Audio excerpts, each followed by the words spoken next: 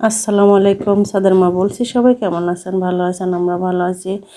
এই যে সাদবাবুর জন্য ড্রেস বের করা হয়েছে।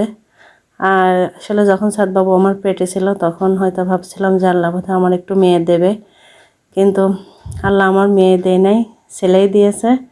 এই জন্য আজকে এই জামাটা বের করছিলাম যে সাদবাবুকে পরায় অন্তত মনের একটু সান্ত্বনা দেবো যে সাদবাবু। কিন্তু সাদবাবু তো জামা আনা দেখে সাদবাবু দৌড় মারেছে, ও আর পরবে না। আমি বলছি বাবা একটু পরো। এই জামাটা আমি নিজেই তৈরি করেছি, নিজের হাতে দুটো তৈরি করেছিলাম। একটা আমার বোনের মেয়েকে দিয়ে দিছি, আর একটা সাদবাবুর জন্য আছে, থাক। আর এই যে সাদবাবুর বাবা ফল নিয়ে আসছে, ওইটাই বের করে নিলাম। এখন জামা টামা ফেলে দিয়ে সাদবাবু যে ফল বের করতে বসে গেছে। এখন কোনটা থেকে কোনটা খাবে?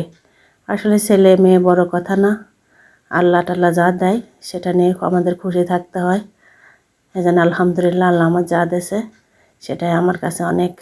সাদবাবু যে ঘুমের থেকে উঠে গড়াগড়ি করছে বিছানায়, ছাতা নিয়ে খেলা করছে। বৃষ্টি চলে গেছে, তারপরও তার ছাতা ছাতা ওয়ার্ড্রোব খোলা দেখেছে, ওখান থেকে ছাতা দাও, ছাতা বের করে দিছি, ছাতা নিয়ে যে খেলা করছে।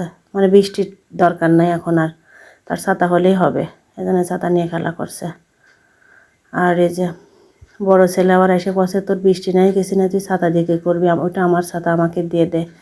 তাই বলে রাগ করেছে ওর সাথে। ও যায়, ও পড়তে বসছে, আর সাদবাবু যায় যায় ওর জিনিসপত্র টান দিয়ে ফেলে দিচ্ছে। এখন ওই কথা কেন বলেছে, এটা তো আমার ছাতা। আর আমি বলেছি না, ওইটা সাদবাবুর ছাতা। এখন পর্যন্ত যারা সাদবাবুর ভিডিওটা দেখছেন অবশ্যই একটা কমেন্ট করবেন, লাইক করবেন, সাদবাবুর পাশে থাকবেন। সাদবাবুর ভিডিও তেমন কেউ দেখে না, লাইক ও কমেন্টও করে না। আমি কিন্তু সবার ভিডিওটাই দেখি, যতটুকুন পারি আমি একটা ছোটো বাবু নিয়ে সবার ভিডিওটাই দেখার চেষ্টা করে। আপনারা অবশ্যই আমার পাশে একটু থাকবেন, সাদবাবুর পাশে একটু থাকবেন। আমরা যদি সবার পাশে না থাকে, তাহলে আমরা এই অনলাইন জগতে আসছি সবাই সবার সহযোগিতা করার জন্য। অবশ্যই সাদবাবুরকে একটু আপনারা সবাই পাশে থাকবেন। আর এই যে সে হরিণের মানুষ ওর জন্য ড্রপ কিনে নিয়ে আসা হয়েছে, ও নিজে ড্রপ না দিয়ে হরিণকে ড্রপ দিচ্ছে।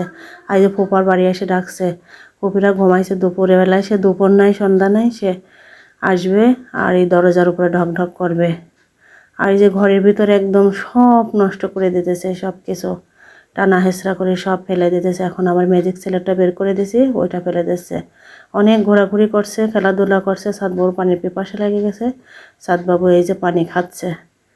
ও বেশ বারবার পানি খায়, এটাই আমার কাছে বেশি ভালো লাগে। এখন পানি টানি খাবার খেলা করবে। আজকে ভিডিওটি পর্যন্ত, আল্লাহ হাফেজ।